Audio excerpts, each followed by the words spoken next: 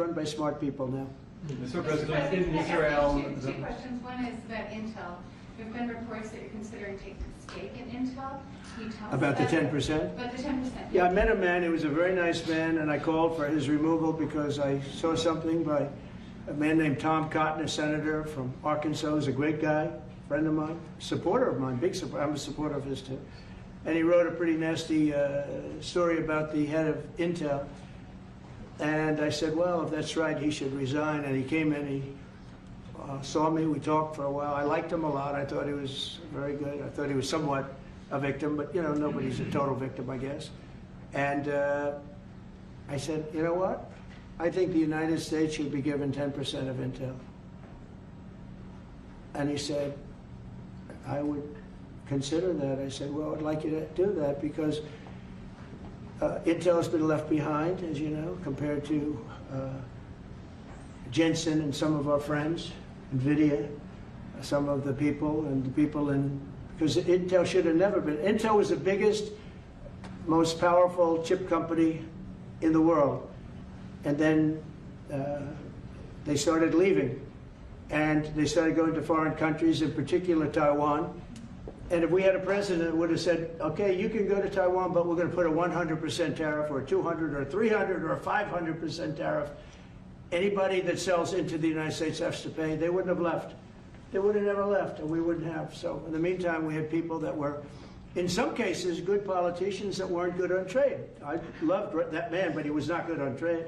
I totally disagreed. He allowed the car industry to be taken out of this country. We lost 50% of our car industry.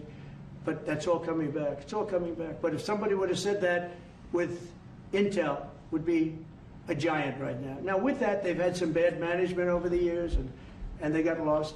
And I said, I think you should pay us 10% of your company. And they said, yes. That's about $10 billion. I don't get it. This comes to the United States of America. And I said, I think it would be good having the United States as your partner. He agreed. And they've agreed to do it. And I think it's a great deal for them. And I think it's a great deal. He walked in wanting to keep his job, and he ended up giving us $10 billion for the United States. So we picked up $10 billion. And we do a lot of deals like that. I'll do more of them. If somebody has, like we have restrictive covenants with Jensen. We have, it's NVIDIA. And to unrestrict the covenant, nothing to do with losing our powers or military or anything, because that I wouldn't do. But there are things you can do that don't affect us, that actually help us. And if we're going to give somebody a free out, a restricted covenant, we have a strong restrictive covenant on certain industries. And I will absolutely give somebody a opening on a restrict to do a lot of business, which is good for us, as long as it doesn't hurt us in a security or military way. And if I do that, I think the country should be paid, because anybody else, I have it in real estate where I'll have a deal with somebody and I'll have them restrictive covenant. Then they'll come back and they'll say, I'd love to be able to build over here, but I'm not allowed to because you have me covered, you have me restricted. I say, I'll let you build over there, but pay me a lot of money.